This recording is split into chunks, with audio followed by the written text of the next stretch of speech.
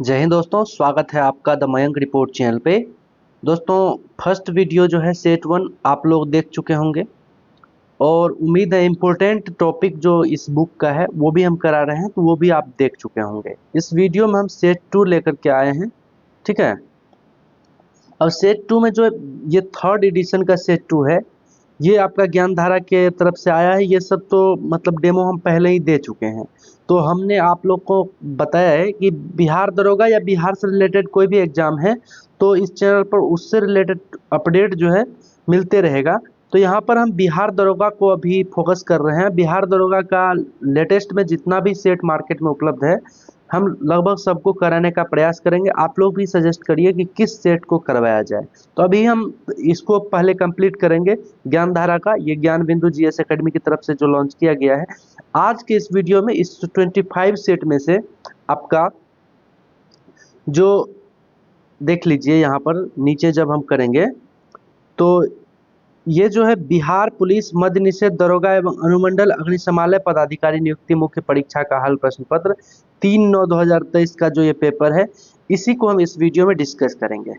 उसके बाद आपका 1275 पोस्ट का वीडियो आएगा। 1275 पोस्ट में जो क्वेश्चंस आए थे पीटी मेंस, सब में एकदम डिटेल वाइज हम इस मतलब सीरीज में जो है एकदम डिटेल में पढ़ाने का प्रयास कर रहे हैं, ताकि मेरा खुद का भी रिवीजन हो जाए और आप लोग का भी रिवीजन हो जाए, ठीक है। तो चलिए इस वीडियो को यहाँ पर हम शुरू करते हैं। क्वेश्चन नंबर 1 है, टॉयलेट मैन ऑफ इंडिया किसे कहा जाता है? तो देखिए, टॉयलेट मैन ऑफ इंडिया की अगर हम बात करें तो ये बिंदेश्वर पाठक को कहा जाता है। बिंदेश्वर पाठक जो है वैशाली जिले में इसका जन्म हुआ था। बिहार में है वैशाली जिला। हाजीपुर के नाम से प्रसिद्ध है, लेकिन जिला की अगर हम बात करें तो ये वैशाली में आता है, ठीक है। तो 1943 में इनका जन्म हुआ था। इसे टॉयलेट मैन ऑफ इंडिया के नाम से जाना जाता है, ठीक है। नेक्स्ट है, मिशन इंद्रधनुष का संबंध किससे है? देखिए, मिशन इंद्रधनुष की अगर हम बात करें तो ये टीकाकरण से संबंधित है। देखिए, 2014 में क्या हुआ, 2014 में एक कार्यक्रम आया जिसका नाम मिशन इंद्रधनुष रखा गया, और इसके तहत जो है आपका 7 से भी ज़्यादा जो टीकाकरण है एक साथ इस कार्यक्रम के तहत बच्चों को लगाया जाने लगा, ठीक है। इस मिशन इंद्रधनुष में जो है 7 टीके डिप्थीरिया, काली खांसी, टिटनेस, पोलियो, खसरा, टीबी तथा हेपेटाइटिस बी लगाने का प्रावधान है, ठीक है। चलिए नेक्स्ट क्वेश्चन देखते हैं। नेक्स्ट है, विश्व पर्यावरण दिवस कब मनाया जाता है? तो देखिए, विश्व पर्यावरण दिवस की अगर हम बात करें तो ये 5 जून को मनाया जाता है। कब? 5 जून को। तो 5 जून आपका क्या हो जाएगा? राइट आंसर हो जाएगा। थोड़ा सा इसका फॉन्ट साइज छोटा करते हैं, ठीक है। ठीक है,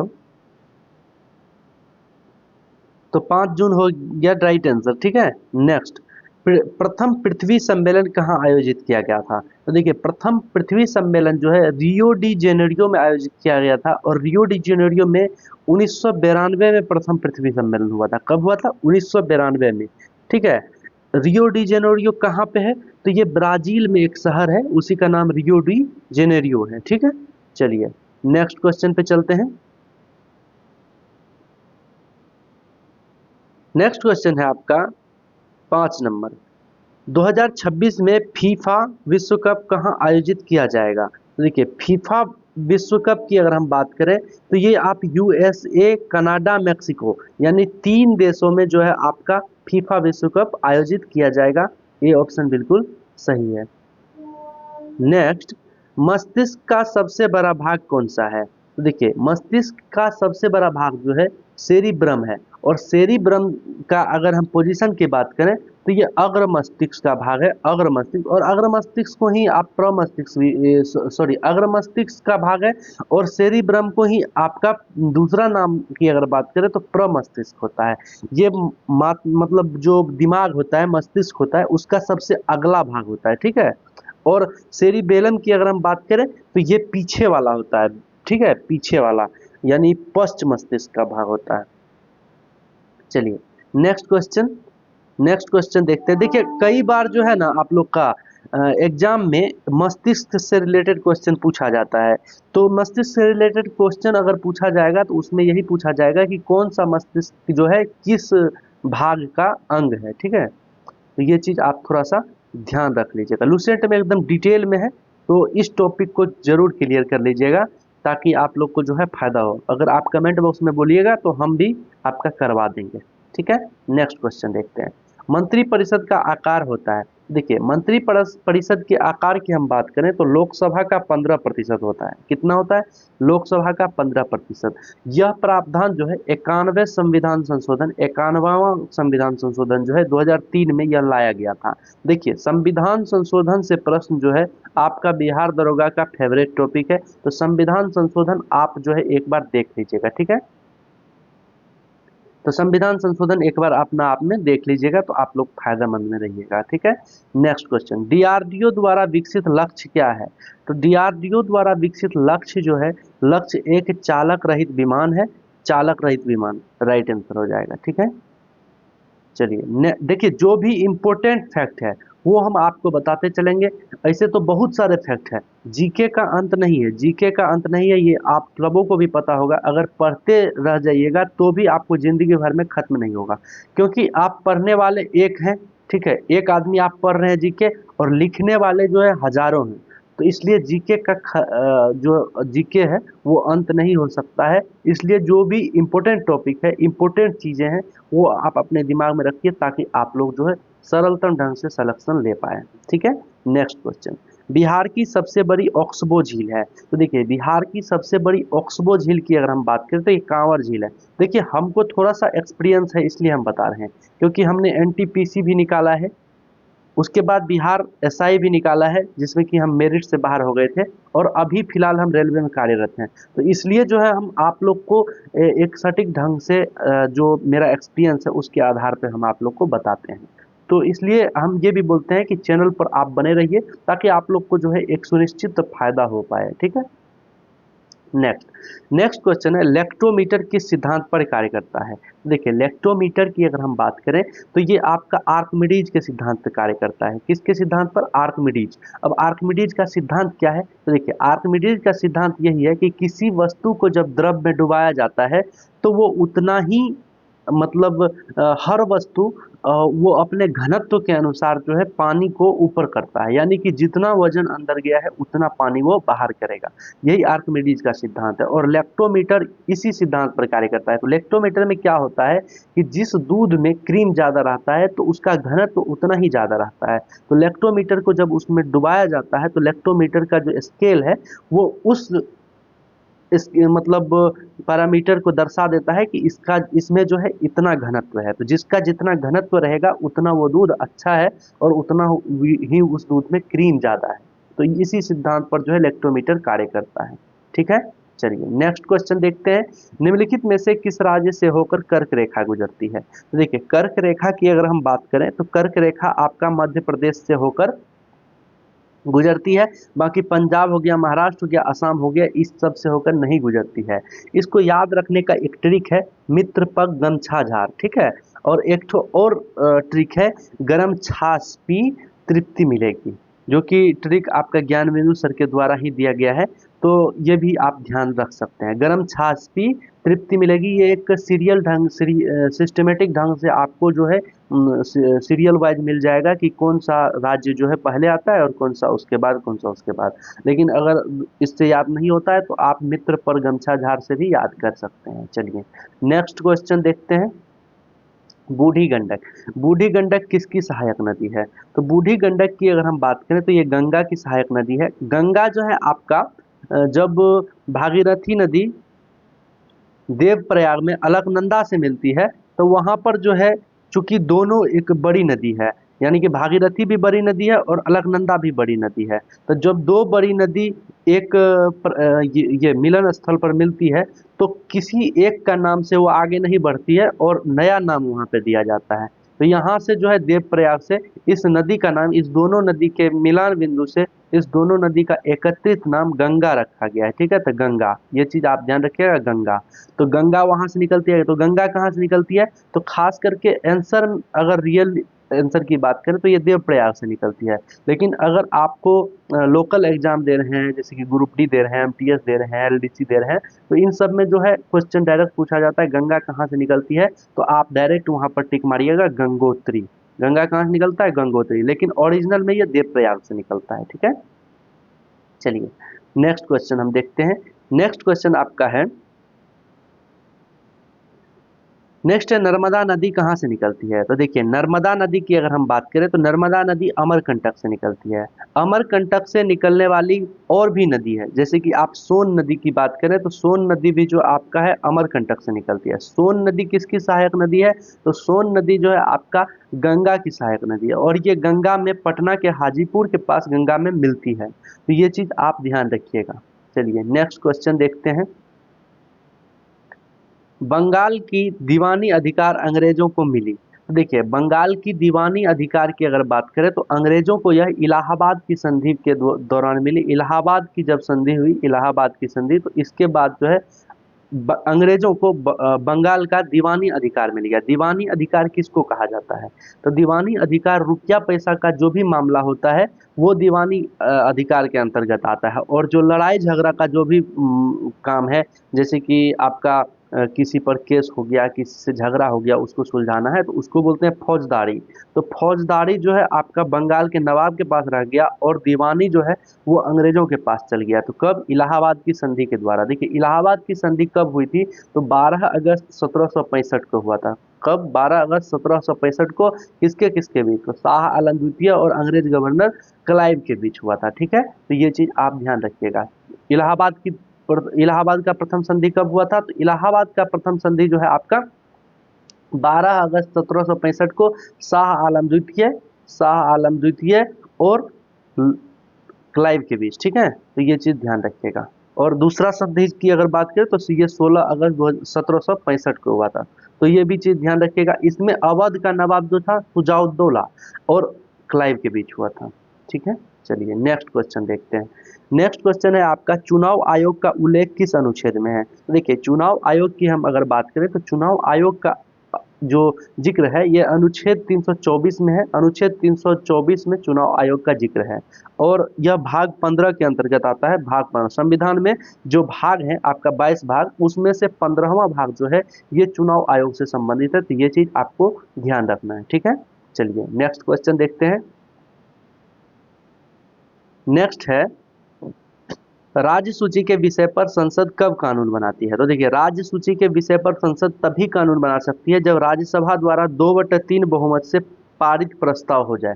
यानी कि किसी प्रस्ताव को अगर राज्यसभा 2/3 बहुमत से पारित कर दे तो ही राज्य सूची के विषय पर संसद कानून बना सकती है। ऐसे संसद जो है आपका संघ सूची के विषय पर कानून बनाता है और समवर्ती सूची के विषय पर कानून बनाता है। लेकिन अगर राज्य सूची के विषय पर कानून बनाना है तो भी संसद बना सकती है, लेकिन उसके लिए जो है उस पार्टिकुलर चीज को राज्यसभा के द्वारा 2/3 बहुमत से पारित करवाना होगा, तो ही वह कर सकता है। तो ए ऑप्शन आपका क्या हो जाएगा, राइट हो जाएगा। चलिए नेक्स्ट क्वेश्चन देखते हैं। नेक्स्ट क्वेश्चन है, भारत का देशांतरीय विस्तार कितना है। तो देखिए भारत की देशांतरीय विस्तार की अगर हम बात करें तो 68 डिग्री 7 मिनट पूर्वी देशांतर से 97 डिग्री 25 मिनट पूर्वी देशांतर। इसको याद कैसे करिएगा, तो 68 डिग्री 7 मिनट से नहीं याद करिए, आप डायरेक्ट याद करिए 687 से 97/25। इससे जो है आपको लॉन्ग टाइम तक याद रहेगा। ऐसे 68 डिग्री 7 मिनट करिएगा तो इसमें जो है भूलने का ज़्यादा संभावना होता है। हम अपने अनुसार से बोल रहे हैं, इस तरह से आप याद रखिए 687 डिग्री पूर्वी से 97/25 डिग्री पूर्वी। तो इससे जो है आपको जब ऑप्शन देखिएगा तो आपके माइंड में क्लिक कर जाएगा और आप राइट आंसर दे दीजिएगा। सी ऑप्शन यहाँ पर बिल्कुल सही हो जाएगा। ठीक है, नेक्स्ट क्वेश्चन है, पराबैंगनी किरणों से रक्षा करने वाली परत है। तो देखिए पराबैंगनी किरणों से रक्षा करने वाली परत की अगर हम बात करें तो ये स्ट्रेटोस्फेयर है। स्ट्रेटोस्फियर यानी कि समताप मंडल। कौन सा, समताप मंडल। ठीक है, समताप मंडल। तो ये चीज आप ध्यान रखिएगा। इसमें जो है पराबैंगनी किरण को ओजोन नामक एक गैस वहां पर पाया जाता है। ओजोन का अगर सूत्र की बात करें तो O3 होता है और यह जो है पराबैंगनी किरणों को धरती पर आने से रोकता है या कम कर देता है। डायरेक्ट पराबैंगनी किरण को आने ही नहीं देता है, वो अपने आप में एब्जॉर्ब कर लेता है। तो ये चीज ध्यान रखिएगा। ये भी कभी कभी पूछा जाता है कि कौन सी गैस जो है वहां पर स्ट्रेटोस्फीयर में पराबैंगनी किरणों को आने से रोकती है, तो उसका आंसर ओजोन हो जाएगा। ये चीज आपको ध्यान रखना है। ठीक है, नेक्स्ट क्वेश्चन देखते हैं हम।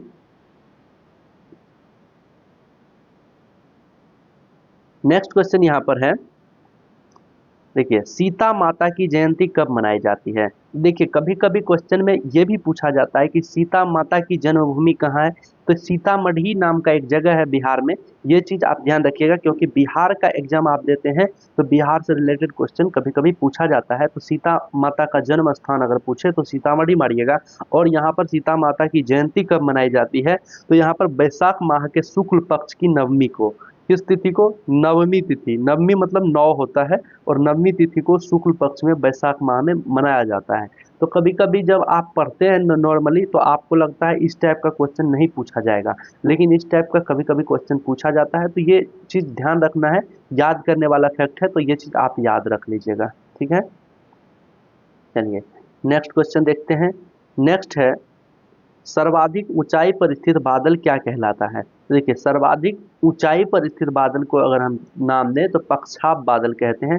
पक्षाप बादल, ठीक है, क्या चीज? पक्षाप बादल। नेक्स्ट,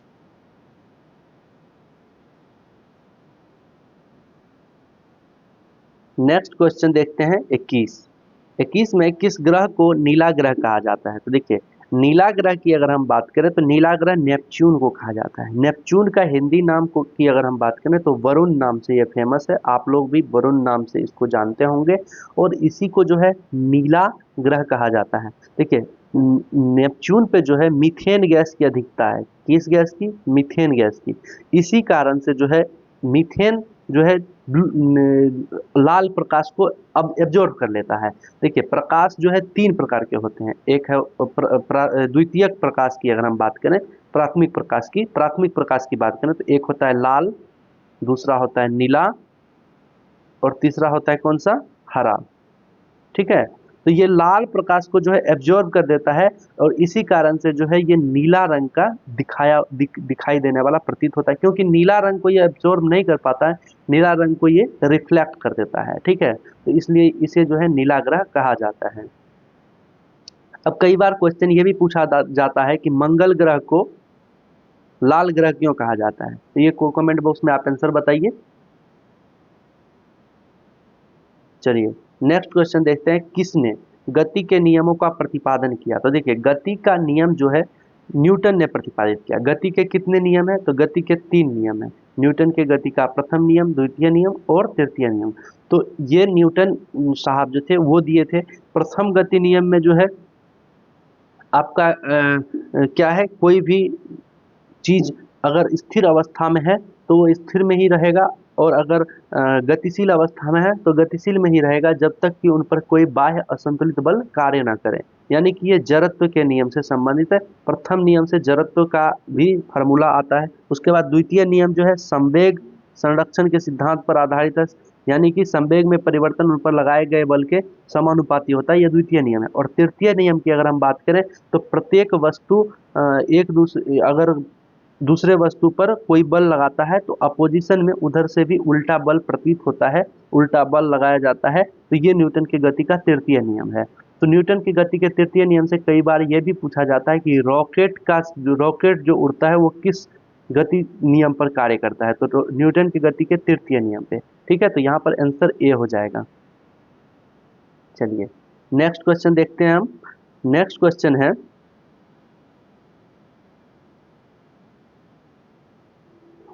नेक्स्ट क्वेश्चन है 23, प्रकाश संश्लेषण में आवश्यक है। तो देखिए प्रकाश संश्लेषण में आवश्यक जो है ऑक्सीजन तो जरूरी है ही, इसमें कोई शक की बात नहीं है। क्लोरोफिल तो अत्यंत आवश्यक है, क्योंकि अगर क्लोरोफिल नहीं रहेगा, ग्रीन क्लोरोफिल जो है जो पेड़ पौधे हैं उसमें जो आप हरा कलर देखते हैं, हरा कलर वो क्लोरोफिल के कारण ही होता है।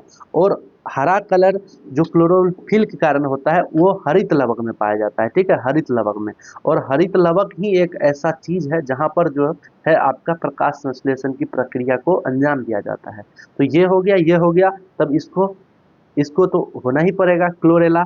तो ए बी सी सब हो जाएगा, डी ऑप्शन आपका बिल्कुल सही हो जाएगा। ठीक है, ओह सॉरी, ऑक्सीजन तो नहीं होता है ना, कार्बन डाइऑक्साइड होता है, ध्यान से करके। सॉरी दोस्त, यहाँ पर जो है ना क्लोरेला तो छोड़िए, यहाँ पर ऑक्सीजन हम ध्यान से उतर गया। कार्बन डाइऑक्साइड अगर रहता, कार्बन डाइऑक्साइड तो ये होता, ठीक है, कार्बन डाइऑक्साइड। लेकिन यहाँ पर जो है ऑक्सीजन है, तो ऑक्सीजन जो है वो निष्कासित करता है, एब्जॉर्ब नहीं करता है, इसलिए सिर्फ क्लोरोफिल ही राइट आंसर है। तो बी ऑप्शन आपका बिल्कुल क्या हो जाएगा, सही हो जाएगा। चलिए नेक्स्ट क्वेश्चन देख लेते हैं। नेक्स्ट क्वेश्चन है, प्राकृतिक सफाई कर्मी किसे कहा जाता है? तो देखिए, प्राकृतिक सफाई कर्मी की अगर हम बात करें तो ये अपघटक को कहा जाता है। अपघटक क्या करता है, कोई भी पदार्थ को जो है सराने का कार्य करता है। कोई भी पदार्थ अगर ऐसे पड़ा हुआ है तो उसको सराने का कार्य अपघटक करता है, और जैसे ही पदार्थ सड़ जाता है तो वो मिट्टी में मिल जाता है, मिट्टी बन जाता है, तो वो एक तरह से क्या, सफाई कर्मी हो गया, यानी साफ हो गया, कोई जैसे मरा हुआ कोई जानवर है, तो उसको जो है अपघटक एकदम खा पी के सड़ा देता है, और जब सड़ जाता है कोई भी चीज तो वो मिट्टी बन जाता है। तो ये अपघटक जो है सफाई कर्मी कहा जाता है, प्राकृतिक सफाई कर्मी। तो सी ऑप्शन बिल्कुल क्या हो जाएगा, सही। चलिए नेक्स्ट क्वेश्चन देखते हैं। नेक्स्ट है, पंचायती राज व्यवस्था किस संविधान संशोधन से संबंधित है? देखिए, पंचायती राज व्यवस्था की अगर हम बात करें तो 73वां संविधान संशोधन में पंचायती राज व्यवस्था का उल्लेख है। वही 74वां संविधान संशोधन की अगर बात करें तो ये नगर पालिका से संबंधित है, नगर पालिका से। तो ये चीज आप ध्यान रखिएगा। 243 से 243 से लेकर के 243 9 तक जो है आपका पंचायती राज व्यवस्था का उल्लेख है। भाग 9 में इसका उल्लेख है, ये भी ध्यान रखिएगा, भाग 9। ठीक है, चलिए नेक्स्ट देखते हैं। और ये चीज एक तो इम्पोर्टेंट फैक्ट हमको लगा, ये चीज भी आप थोड़ा सा देखिए। देखिए, पंचायती राज व्यवस्था से कुछ समिति जो है संबंधित है। तो बलवंत राय मेहता समिति जो है ये 1957 में बना था, ये पंचायती राज व्यवस्था से संबंधित है। अशोक मेहता समिति 1977 में बना था। जीवीके राव समिति 1985 में बना था। एल.एम. सिंघवी समिति 1986 में बना था। थुंगन समिति 1988 में बना था। गाडगिल समिति जो है 1988 में बना था। ये सभी समिति जो है ये पंचायती राज व्यवस्था से संबंधित है। तो इन चीज को आप थोड़ा सा ध्यान रखिएगा, ठीक है।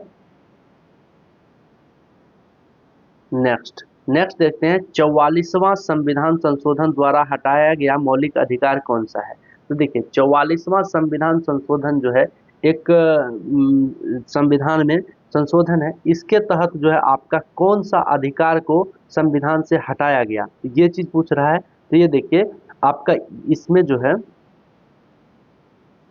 संपत्ति का जो अधिकार है, संपत्ति का अधिकार, इसको जो है 44वां संविधान संशोधन के द्वारा हटा दिया गया। और ये पहले मूल अधिकार था, लेकिन इसको मूल अधिकार से हटा करके आपका कानूनी अधिकार में डाल दिया गया, कानूनी अधिकार में। तो ये चीज ध्यान रखिएगा, 44वां संविधान संशोधन से आपका संपत्ति का अधिकार को मूल अधिकार से हटा दिया गया और इसको कानूनी अधिकार बना दिया गया, ठीक है।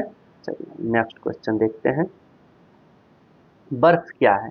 देखिए, बर्फ क्या है, तो बर्फ जो है आपका एक आणविक ठोस है। बर्फ में जो है आणविक बल जो है, अंतराण्विक बल, वो बहुत ज़्यादा होता है, और बर्फ के अणु जो है एक दूसरे से काफ़ी नज़दीक जुड़ जुड़ के नज़दीक सट सट के रहता है, इसलिए वो बर्फ बन जाता है, ठोस बन जाता है। तो ये एक आणविक ठोस होता है। डी ऑप्शन आपका बिल्कुल सही हो जाएगा। चलिए नेक्स्ट क्वेश्चन देखते हैं, सर्वोच्चता के सिद्धांत का प्रतिपादक कौन थे? तो देखिए, सर्वोच्चता के सिद्धांत की अगर हम बात करें तो ये हेस्टिंग्स जो थे वो आपका सर्वोच्चता के सिद्धांत के प्रतिपादक थे। ये आपका हेस्टिंग्स राइट आंसर है। यानी कि सर्वोच्चता का सिद्धांत क्या होता है जानते हैं? ये सर्वोच्चता का सिद्धांत होता है कि ब्रिटिश कंपनी जो है ये सर्वोच्च है, ब्रिटिश कंपनी सर्वोच्च है, बाकी सब उसके नीचे हैं। तो यही सिद्धांत जो है आपका लॉर्ड हेस्टिंग्स ने दिया था। तो ए ऑप्शन आपका क्या हो जाएगा, सही हो जाएगा। चलिए, अच्छा एक चीज और यहाँ पर देखने वाला है, ये देख लीजिए, आंग्ल नेपाल युद्ध जो है ये 1814 से 16 में हुआ था। सुगौली की संधि 1816 के तहत ये खत्म हो गया था। ये क्वेश्चन पूछा जाता है कि सुगौली की संधि कब हुई थी और किस किस के बीच हुई थी? तो नेपाल और ब्रिटिश के बीच सुगौली की संधि 1816 में हुई थी, जिससे कि आंग्ल नेपाल युद्ध समाप्त हो गया। उसके बाद जो है तृतीय आंग्ल मराठा युद्ध है, तो ये 1817 से 19 में हुआ तथा मराठा परिसंघ का कंपनी के राज्य साम्राज्य में विलय हो गया। ठीक है, तो 3 आपका मराठा युद्ध भी हुआ था, तो ये चीज भी आप ध्यान रखिएगा। चलिए नेक्स्ट क्वेश्चन देखते हैं। नेक्स्ट क्वेश्चन है संविधान सभा के प्रथम अध्यक्ष कौन थे? तो देखिए संविधान सभा के प्रथम अध्यक्ष कौन थे ये पूछ रहा है। यहाँ पर की फैक्ट है प्रथम अध्यक्ष, तो प्रथम अध्यक्ष जो है आपका डॉक्टर सच्चिदानंद सिन्हा थे।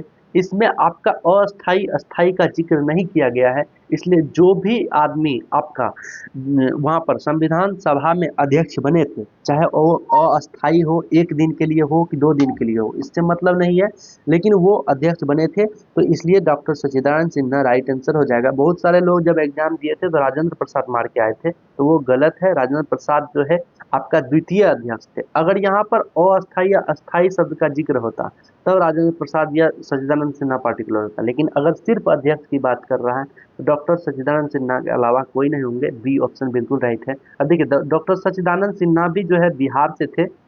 कहाँ से थे? बिहार से। और डॉक्टर राजेंद्र प्रसाद की भी अगर बात करें तो ये भी आपका बिहार से ही थे। चलिए नेक्स्ट क्वेश्चन देखते हैं। निम्नलिखित में से कौन सी पुस्तक महात्मा गांधी से संबंधित है? तो देखिए महात्मा गांधी से संबंधित की अगर हम बात करें तो यंग इंडिया, आप लोग को मालूम होगा यंग इंडिया नामक पुस्तक जो है वो महात्मा गांधी ने लिखा था। पद्मावत की अगर हम बात करें तो ये मलिक मोहम्मद जैसी ने लिखा था। और उसके बाद जो है आपका महात्मा गांधी के द्वारा और भी पुस्तक लिखे गए थे, जो कि आपको नीचे यहाँ पर दिया गया है, आप वीडियो पॉज करके इसको देख सकते हैं। ठीक है, चलिए नेक्स्ट क्वेश्चन है। नेक्स्ट क्वेश्चन है लघु पथन के समय परिपथ में क्या होता है? देखिए लघु पथन होता क्या है ये समझ लीजिए, तो आपको जो है इसका आंसर ऑटोमेटिक पता चल जाएगा। लघु पथन क्या होता है, तो जैसे मान लीजिए कोई सर्किट है, यहाँ पर ये आपका करंट आया, इधर से भी एक करंट आया, दो दो फेज में करंट आया। अब यहाँ पर जो है आपका एक ठो बल्ब लगा है मान लीजिए, फिर यहाँ पर एक ठो पंखा लगा है, यहाँ पर एक ठो और कुछ लगा है, यहाँ पर हर तरफ से दोनों वायर गया है। ठीक है, अब होता क्या है, यहाँ पर अगर दोनों तार सट गया, यानी कि प्लस से माइनस सट गया, मेन तार से अर्थ तार सट गया, तब जो है आपका वहाँ पर क्या होगा, चिंगारी मारेगा। चिंगारी क्यों मारता है? क्योंकि वोल्टेज जो है वो काफ़ी ज़्यादा हो जाता है, वोल्टेज काफ़ी ज़्यादा हो जाता है, इस कारण से वहाँ पर चिंगारी मारता है। वोल्टेज अगर कम हो जाएगा तो आप ही मान कर चलिए, अगर वोल्टेज कम होगा तो वहाँ पर चिंगारी मारेगा? नहीं मारेगा। वोल्टेज अगर ज़्यादा हो जाता है तो ही चिंगारी मारा जाता है। तो यहाँ पर आंसर की अगर हम बात करें तो ये धारा का मान बढ़ जाता है। देखिए वोल्टेज भी बढ़ जाता है और धारा का मान भी बढ़ जाता है। धारा का मान कैसे बढ़ता है? क्योंकि अगर धारा जो है शॉर्टेस्ट पाथ में चलता है, यहाँ पर पहले बल्ब पंखा था तो उधर से जा कर के गुजरता था, अब यहाँ पर तार सट गया तो डायरेक्ट यहीं से ही क्रॉस कर जाएगा, और जैसे ही यहाँ से क्रॉस करेगा तो इतना दूर जाने से जो बचेगा तो इससे धारा का मान क्या होगा, बढ़ जाएगा। तो राइट आंसर सी हो जाएगा, धारा का मान बढ़ जाता है। अगर वोल्टेज बढ़ने की अगर बात करता तो वोल्टेज भी यहाँ पर बढ़ना राइट आंसर हो जाएगा। ठीक है, चलिए नेक्स्ट नेक्स्ट क्वेश्चन देखते हैं। महाबलीपुरम का सप्तरथ मंदिर किसने बनवाया था? तो महाबलीपुरम के सप्तरथ मंदिर की अगर हम बात करें तो ये पल्लव ने बनवाया था। पल्लव शासक जो थे नरसिंह वर्मन प्रथम। कौन थे? नरसिंह वर्मन प्रथम। इन्होंने ही जो है आपका महाबलीपुरम का सप्तरथ मंदिर बनवाया था, तो ये चीज आपको ध्यान रखना है। ठीक है, चलिए नेक्स्ट क्वेश्चन देखते हैं। मंदिर से रिलेटेड क्वेश्चन पूछा जाता है, जैसे जैसे दशावतार मंदिर कहाँ है ये पूछा जाएगा। दशावतार मंदिर कहाँ है? दशावतार मंदिर तो ये आपका देवगढ़ जिला उत्तर प्रदेश में है। ठीक है, तो ये चीज ध्यान रखिएगा। चलिए नेक्स्ट क्वेश्चन देखते हैं। किस ऐप को आरपीएफ द्वारा प्रतिबंधित किया गया है? तो देखिए आपका रियल मैंगो नामक एक ऐप था। रियल मैंगो क्या है? तो रियल मैंगो जो है आपका सीट कन्फर्मेशन का एक था, सीट कन्फर्मेशन टाइप का ऐप था, जिसमें कि उसमें आपका आरक्षण जो रिजर्वेशन आप करवाते हैं, रिजर्वेशन उसमें वो कंफर्म कर देता था कि आपका जो है रिजर्वेशन कंफर्म हो जाता था। इस टाइप का ऐप था। अब वो ऐप अवेलेबल भी नहीं है जो उसका कोई रिव्यू कर सके। तो ये आप समझिए कि वो एक इलीगल ऐप था, मतलब रिजर्वेशन फैसिलिटी जो रेलवे देती है उसको ओवरशूट कर रहा था। तो बी ऑप्शन यहाँ पर राइट है, रियल मैंगो। ठीक है, चलिए नेक्स्ट क्वेश्चन देखते हैं, 2011 की जनगणना के अनुसार भारत की साक्षरता दर कितनी है? तो देखिए भारत की साक्षरता दर की अगर हम बात करें तो 73 पॉइंट कुछ था, लेकिन अंतिम आंकड़ा की अगर हम बात करें तो 74.04% है। लेकिन 74.04% कहीं पर भी ऑप्शन नहीं है, इसलिए उससे रिलेटेड आंसर जो है 73% था, तो 73% आपका राइट हो जाएगा, बी ऑप्शन बिल्कुल सही है। चलिए नेक्स्ट क्वेश्चन देख लेते हैं। नेक्स्ट है, सर्वाधिक ऊंचाई पर स्थित मतदान केंद्र तासीगंग, तासीगंग किस राज्य में है? देखिए तासीगंग की अगर हम बात करें तो ये हिमाचल प्रदेश में है। कई सारे लोग जो है इसमें लद्दाख मारते हैं, तो लेकिन लद्दाख यहाँ पर नहीं है। ये की फैक्ट वाला जो भी क्वेश्चन है जिसमें आपको माइंड गेम कर जाता है, लद्दाख में आपका सबसे ऊंचा सड़क है, लद्दाख में सबसे ऊंचा ये है, लद्दाख में वो है, तो आप लोग का माइंड में क्लिक करेगा लद्दाख और आप लद्दाख मार के आइएगा। लेकिन यहाँ पर जो है आपको नेगेटिव अंक मिल जाएगा, इसलिए जो है इन सब प्रश्न को एकदम ये याद करने वाला प्रश्न है, इन सब प्रश्न को आप रट जाइए, बी ऑप्शन बिल्कुल सही है। चलिए नेक्स्ट देखते हैं, रानी दुर्गावती कहाँ की शासिका थी? देखिए रानी दुर्गावती की अगर हम बात करें तो ये गोंडवाना की शासिका थी, और गोंडवाना कहाँ है? तो ये मध्य प्रदेश में है। तो गोंडवाना की शासिका थी, और रानी दुर्गावती के नाम पर अभी हाल ही में रानी दुर्गावती टाइगर रिजर्व जो है बनाया गया है, तो ये भी चीज आपको ध्यान रखना है।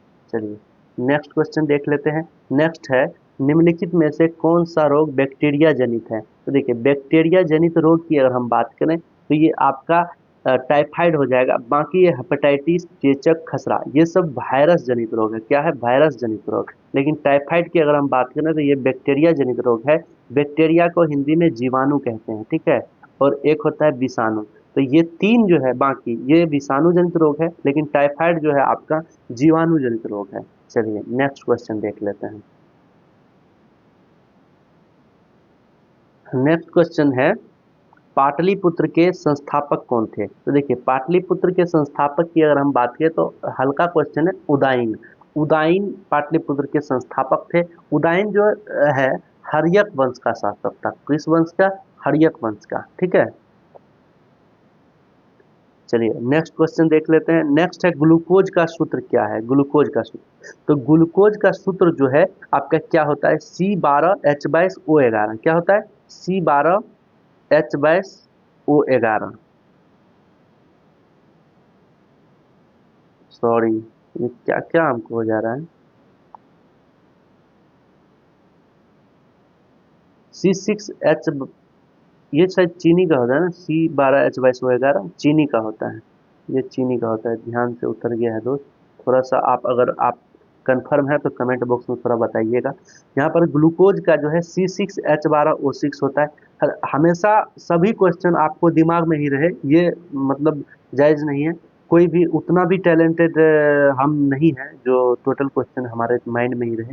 तो जितना हमको नॉलेज है उतना हम आपको सही बताने का प्रयास करेंगे। हाँ, गलत आपको नहीं बताएंगे इसकी गारंटी है, लेकिन हल्का-फुल्का जो दिमाग से उतरने वाला फैक्ट है, वो चीज़ कभी-कभी उतर जाता है, तो उसके लिए जो है आप लोग माफ़ करिएगा, क्योंकि हम भी कुछ समय पहले स्टूडेंट थे, अब भी स्टूडेंट है, ऐसा कोई बात नहीं है, अब भी हम पढ़ ही रहे हैं, तो कोई बड़ा बात नहीं है, और माइंड से जो है उतरना ये एक लाज़मी बात है, और हम भी जो है अभी प्रिपरेशन में लगे हुए हैं।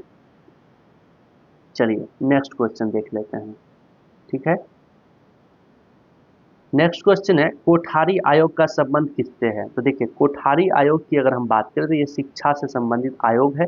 1964 में आपका डॉक्टर दौलत सिंह कोठारी की अध्यक्षता में आपका जो शिक्षा यानी स्कूली शिक्षा जो था उसको ठीक करने के लिए इस समिति का गठन किया गया, इस आयोग का गठन किया गया, और इस आयोग का नाम जो है आपका कोठारी आयोग रखा गया। तो ये शिक्षा से संबंधित आयोग है, ठीक है। चलिए नेक्स्ट देखते हैं। नेक्स्ट है, डोडा बेटा किस पर्वत की सबसे ऊंची चोटी है? तो देखिए डोडा बेटा की अगर हम बात करें तो ये नीलगिरी की सबसे ऊंची चोटी है, डी ऑप्शन राइट है। नीलगिरी की चोटी कहाँ है? तो ये आपका तमिलनाडु में। कहाँ पर? तमिलनाडु, ठीक है। तो ये चीज आप ध्यान रखिएगा, डोडा बेटा नीलगिरी की, नीलगिरी पर्वत की सबसे ऊंची चोटी है, ठीक है। चलिए नेक्स्ट क्वेश्चन है, आठवीं अनुसूची में कितने भाषाओं को शामिल किया गया है? तो देखिए आठवीं अनुसूची में जो है 22 भाषाओं को शामिल किया गया है। पहले जो है इस भाषा की संख्या आपका कम था, लेकिन बाद में जो है संविधान में संशोधन करके देखिए 8वीं अनुसूची में 14 भाषा शामिल थे, लेकिन 21वें संशोधन के द्वारा जो है इसमें कुछ भाषा जोड़ा गया, सिंधी भाषा को जोड़ा गया। और उसके बाद 71वां संविधान संशोधन जब हुआ तो इसमें कोंकणी, मणिपुरी और नेपाली को जोड़ा गया। और उसके बाद जब आपका 92वां संविधान संशोधन हुआ तो इसमें आपका कुछ और लैंग्वेज को जोड़ा गया, जिसको बोर्ड मास से आप ये कर सकते हैं, इसको नमक से कर सकते हैं याद, और इसको सिंधी तो डायरेक्ट एक ही है, तो बोर्ड मास से कर सकते हैं बोडो, डोगरी, मैथिली और संथाली। ठीक है, तो इस तरह से आप ध्यान रखिएगा। चलिए नेक्स्ट क्वेश्चन देख लेते हैं, चंद्रयान 3 का लैंडर का नाम क्या है? तो देखिए चंद्रयान 3 का लैंडर का नाम जो है ये विक्रम है, विक्रम लैंडर। और रोवर का नाम अगर पूछेगा तो रोवर जो है प्रज्ञान रोवर था। और अगर आपको ये पूछ दे कि चंद्रयान 3 का लैंडिंग पॉइंट जो है उसको किस नाम से जाना जाएगा, यानी चंद्रयान 3 जो अपना पहला कदम रखा उस पॉइंट को जो है एक पार्टिकुलर नाम दिया गया है, उसका नाम क्या है? तो उसका नाम है शिव शक्ति पॉइंट। क्या है? शिव शक्ति पॉइंट। तो ये चीज आपको थोड़ा ध्यान में रखना है, क्योंकि याद करने वाला जो फैक्ट है उसको आपको याद ही करना पड़ेगा। चलिए नेक्स्ट क्वेश्चन है, किस राज्य की राजधानी अमरावती प्रस्तावित है? तो देखिए अमरावती राजधानी जो है ये आपका तेलंगाना का प्रस्तावित है, तेलंगाना राइट। देखिए क्या हमको, तेलंगाना नहीं, आंध्र प्रदेश, आंध्र प्रदेश की राजधानी जो है अमरावती प्रस्तावित है, ये ऑप्शन बिल्कुल राइट है। आंध्र प्रदेश का जो अभी वर्तमान में राजधानी है वो विशाखापट्टनम, वर्तमान में क्या है यहाँ ये जो आपका अमरावती है ये भी आंध्र प्रदेश की राजधानी बन चुकी है, लेकिन पहले जो है आपका विशाखापट्टनम हुआ करता था। ये भी चीज आप ध्यान रखिएगा।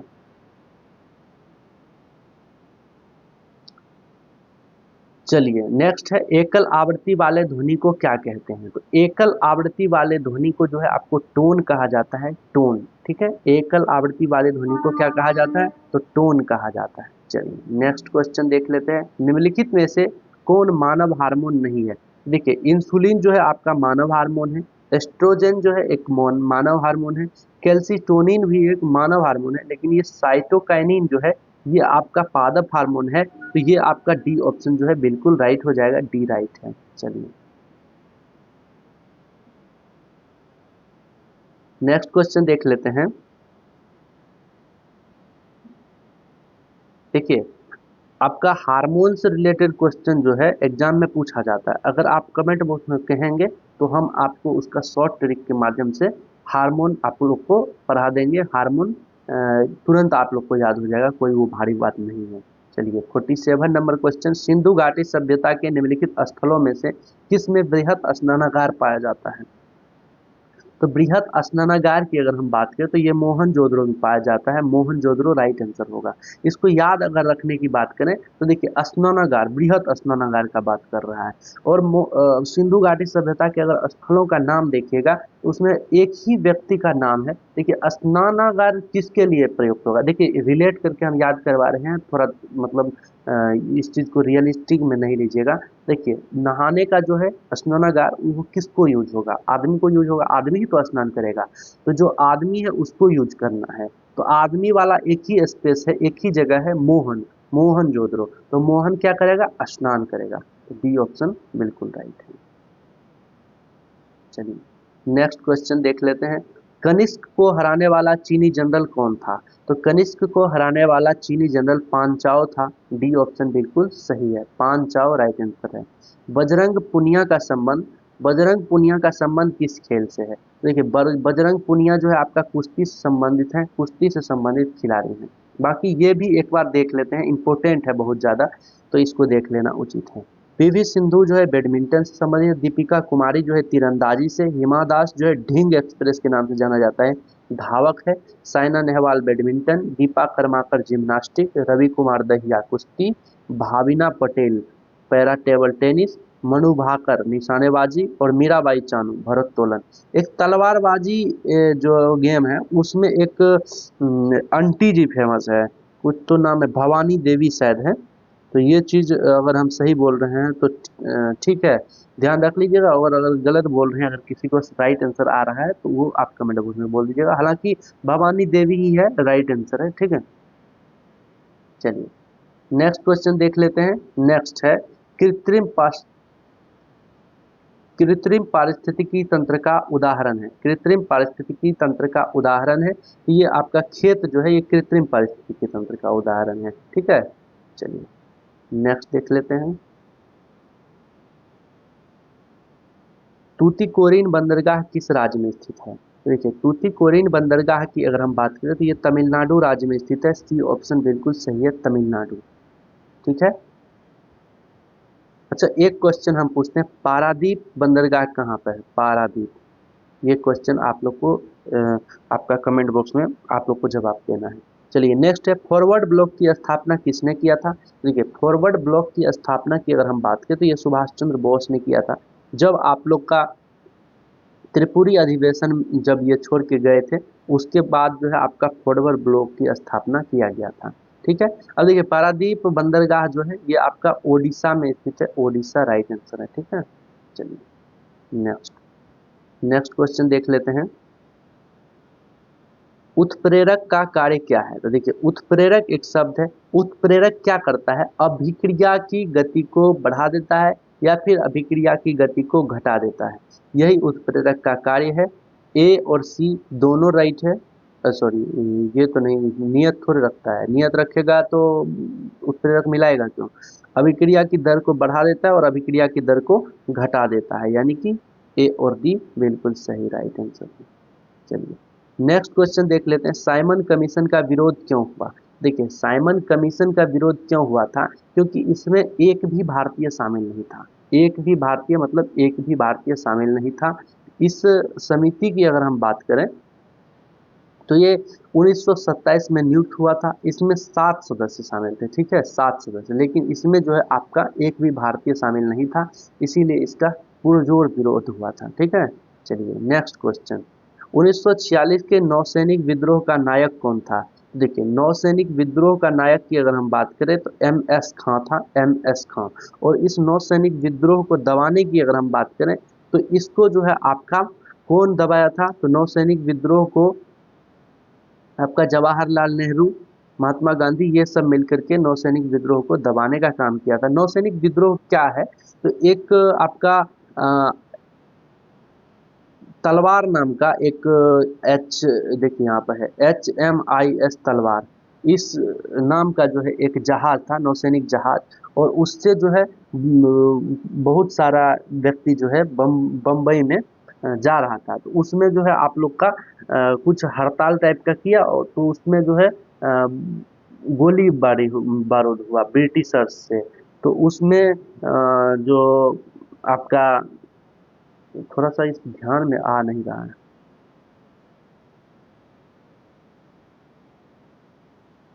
अच्छा छोड़िए, कोई बात नहीं, थोड़ा ध्यान में नहीं आ रहा है। इसमें शायद था क्या ना कि नौसैनिक विद्रोह में आपका जब दोनों पार्टी में झगड़ा हुआ, तो आपका नौसैनिक विद्रोह तरफ से जो भारतीय सैनिक थे, जो भारतीय लड़ाई कर रहे थे, वो अंग्रेजों पर भारी पड़ने लगा। और अंग्रेजों पर जब भारी पड़ने लगा तब अंग्रेज लोग जो है सरदार पटेल के पास, मोहम्मद अली जिन्ना के पास, इन जैसे व्यक्तियों के पास वो गए जो इन लोगों को शांत करिए। तो नौसैनिक विद्रोह को जो है सरदार पटेल और आपका मोहम्मद अली जिन्ना जैसे व्यक्ति जो है दबाने का काम किया था। ठीक है, चलिए नेक्स्ट क्वेश्चन है, धात्विक खनिज का उदाहरण है। तो देखिए धात्विक खनिज की अगर हम बात करें तो सोना भी धात्विक है, चांदी भी धात्विक है, लोहा भी धात्विक है, ये लेकिन अभ्रक, ये पहला ही ऑप्शन से कट गया, अभ्रक आपका धातु नहीं है। ग्रेनाइट जो है ये भी आपका धातु नहीं है। संगमरमर जो है ये भी आपका धातु नहीं है। तो आपका ए ऑप्शन क्या हो जाएगा? सही हो जाएगा। चलिए नेक्स्ट क्वेश्चन देख लेते हैं। नेक्स्ट क्वेश्चन क्या है, बेलाडीला किस लिए प्रसिद्ध है? देखिए बेलाडीला जो है लौह अयस्क के भंडार के लिए प्रसिद्ध है। किस चीज के भंडार के लिए? तो लौह अयस्क के भंडार के लिए। ठीक है, राइट आंसर हो जाएगा बेलाडीला, लौह अयस्क। चलिए नेक्स्ट क्वेश्चन देख लेते हैं, उष्णकटिबंधीय सदाबहार वनस्पति का उदाहरण है। तो उष्णकटिबंधीय सदाबहार वनस्पति की अगर हम बात करें तो ये महोगनी और रोजवुड। ये महोगनी और रोजवुड क्या है? तो ये एक प्रकार का वनस्पति है, वनस्पति पेड़ पौधे हैं और ये उष्णकटिबंधीय सदाबहार जो वनस्पति है उसके एक उदाहरण है। उष्णकटिबंधीय सदाबहार के अंतर्गत महोगनी, रोजवुड ये सब आता है। ठीक है, चलिए नेक्स्ट क्वेश्चन देखते हैं। नौकादौर, नौकादौर किस राज्य का प्रसिद्ध खेल है? तो नौकादौर जो है आपका केरल राज्य का प्रसिद्ध खेल है। और केरल की राजधानी कहाँ है? तो केरल की राजधानी आप लोग कमेंट बॉक्स में बताइए, कमेंट बॉक्स में केरल की राजधानी कहाँ है। ठीक है, चलिए नेक्स्ट क्वेश्चन देख लेते हैं। नेक्स्ट क्वेश्चन है नरोरा परमाणु विद्युत संयंत्र किस राज्य में स्थित है? देखिए नरोरा की अगर हम बात करें तो ये उत्तर प्रदेश में है। सी ऑप्शन बिल्कुल राइट है। अगर आप लोग यूट्यूब में सर्च करिएगा नरोरा तो आप लोग को दिख जाएगा। यूट्यूब में ये सब चीज़ आप सर्च आप लोग करके देखा करिए, तो इससे जो है थोड़ा सा मतलब वहाँ के स्थान के बारे में आपको ज़्यादा समय तक याद रहेगा। अगर मान लीजिए एक बार आप देख लिए नरोरा कहाँ पे है, तो आपको उत्तर प्रदेश का सीन जब दिमाग में बैठेगा तो आप लोग को लॉन्ग टाइम तक याद रहेगा। तो ये उत्तर प्रदेश में है, सी ऑप्शन बिल्कुल सही है। बाकी आपका एक रावत भाटा नाभिकीय संयंत्र है, तो ये राजस्थान में है। कुडनकुलम है तमिलनाडु में, कैगा जो है कर्नाटक में, काकड़ापार गुजरात में, कलपक्कम तमिलनाडु में और नरोरा जो है आपका उत्तर प्रदेश में है। ठीक है, चलिए नेक्स्ट क्वेश्चन देख लेते हैं। अनिमेष लोचन चैत्य कहाँ स्थित है? अनिमेष लोचन चैत्य जो है ये आपका बोध गया में स्थित है। अनिमेष लोचन क्या है? तो वह स्थान है जहाँ पर भगवान बुद्ध को ज्ञान प्राप्त करने के बाद अपना दूसरा सप्ताह खड़े होकर बोधि वृक्ष को एकटक देखते हुए बिताया था। इसे ही अनिमेष लोचन यानी कि मतलब लोचन मतलब होता है आंख और अनिमेष मतलब होता है बिना आंख बंद किए एकटक होता है। तो वो चीज आप लोग का बोध गया में स्थित है। ए ऑप्शन बिल्कुल सही हो जाएगा। कुछ कुछ क्वेश्चंस होते हैं जो किसी से भी नहीं बनता है, तो आप लोग घबराइएगा नहीं कि इस टाइप का क्वेश्चन कहाँ से आ गया। तैयारी करने का पुरजोर प्रयास करिएगा, लेकिन कुछ क्वेश्चन जो है किसी से भी नहीं बनता है। इसलिए तो 100 में 100 किसी को भी नहीं आता है। 100% देखें किसी को आता है एग्जाम में? नहीं आता है। तो यही रीजन है। अगर 100 में 100 आप ला देंगे तो फिर जो एग्जामिनर है जो क्वेश्चन सेट किया है उस पर भी सवाल खड़ा हो जाएगा। इसलिए जो है कुछ क्वेश्चन ऐसे लाए जाते हैं जो कि आपका मतलब आप कभी देखे ही नहीं है। ठीक है, तो इससे घबराना नहीं है। नेक्स्ट क्वेश्चन है भारत की पहली सीमेंट फैक्ट्री की स्थापना कहाँ किया गया था? तो पहली सीमेंट फैक्ट्री की अगर हम बात करें तो ये चेन्नई में स्थापित किया गया था। चेन्नई में। ठीक है, राइट आंसर हो जाएगा चेन्नई। ए ऑप्शन बिल्कुल सही है। नेक्स्ट क्वेश्चन देख लेते हैं। नेक्स्ट है गारो खासी जयंतिया एक भाग है। तो देखिए गारो खासी जयंतिया की अगर हम बात करें तो ये प्रायद्वीपीय पठार का एक भाग है। ठीक है, प्रायद्वीपीय पठार का एक भाग है गारो खासी जयंतिया। ये आपका कहाँ पर है? मेघालय के लगभग में है। और ये जो पहाड़ का आपका नाम है गारो खासी जयंतिया, तो ये गारो खासी जयंतिया, तो ये सब जो है आपका वहाँ के जनजाति के नाम पर पड़ा है। तो ये चीज आप ध्यान रखिएगा। चलिए नेक्स्ट क्वेश्चन देख लेते हैं। गूगल द्वारा भारतीय ग्रामीण महिलाओं के लिए कौन सा प्रोग्राम चलाया गया? तो कौन सा प्रोग्राम चलाया गया? तो इंटरनेट साथी। ठीक है, नेक्स्ट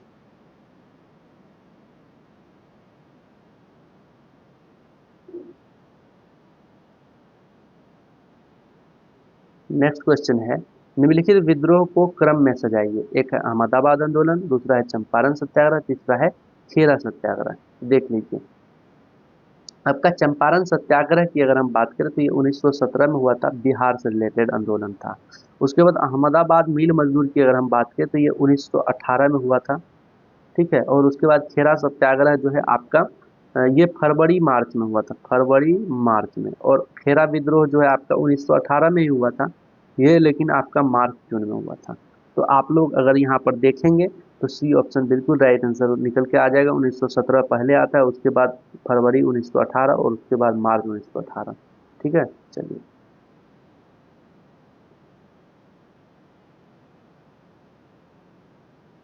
नेक्स्ट क्वेश्चन हम लोग देखेंगे यहाँ पर।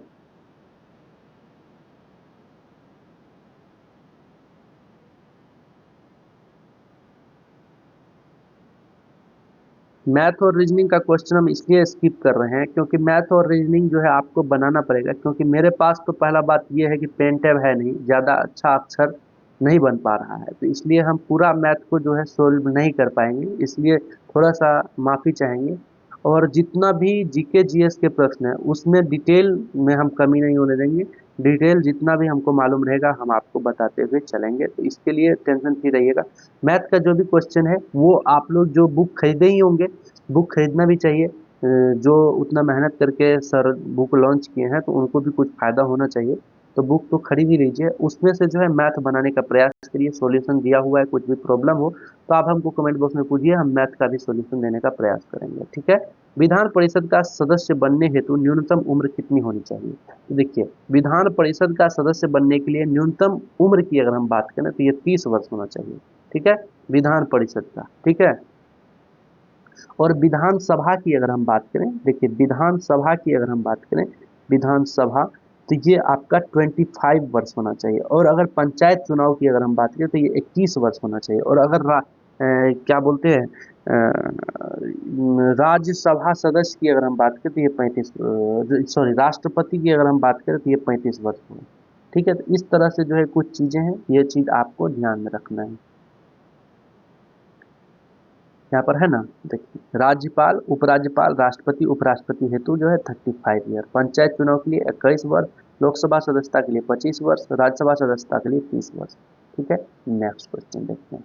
नेक्स्ट है, बृहत ट्रंक मार्ग यानी ग्रैंड ट्रंक रोड निम्न में से किससे संबंधित है? तो देखिए ग्रैंड ट्रंक रोड जो है ये सड़क परिवहन से संबंधित है, और इसका मरम्मत जो है आपका शेरशाह सूरी ने करवाया था, शेरशाह सूरी। ये चीज़ आप ध्यान रखिएगा, ये सूरवंश से संबंधित था। और सूरवंश जो है एक अफगान शासक थे, अफगान शासक ये लोग थे। और शेरशाह सूरी की मकबरा की अगर बात करें तो ये आपका सासाराम, जो बिहार में है सासाराम, वहाँ पर शेरशाह सूरी का मकबरा है, ठीक है। शेरशाह सूरी का मकबरा की अगर हम बात करें तो बीच तालाब में जो आपका है, यहाँ चौखुट टाइप का आपका शेरशाह सूरी का मकबरा है, ठीक है। नेक्स्ट, नेक्स्ट है, विश्व स्वास्थ्य संगठन का मुख्यालय निम्नलिखित में से किस देश में स्थित है? तो ये आपका स्विट्जरलैंड में स्थित है। स्विट्जरलैंड में एक जगह है जेनेवा, वहाँ पर आपका विश्व स्वास्थ्य संगठन का जो है मुख्यालय स्थित है। 7 अप्रैल 1948 को, 7 अप्रैल 1948 को आपका विश्व स्वास्थ्य संगठन का जो है स्थापना किया गया। और इसके स्थापना का एक ही लक्ष्य था कि विश्व का कोई भी जो देश है वहाँ पर ऐसा संकट कभी ना आए जिससे कि स्वास्थ्य को मतलब प्रभाव हो, ठीक है। चलिए, नेक्स्ट क्वेश्चन है, किसी अर्धचालक को ताप बढ़ाने पर उसकी प्रतिरोधकता, तो उसकी प्रतिरोधकता जो है घटती है, ठीक है। ताप बढ़ाने पर प्रतिरोधकता क्या होता है? घटता है। चलिए, नेक्स्ट क्वेश्चन देख लेते हैं।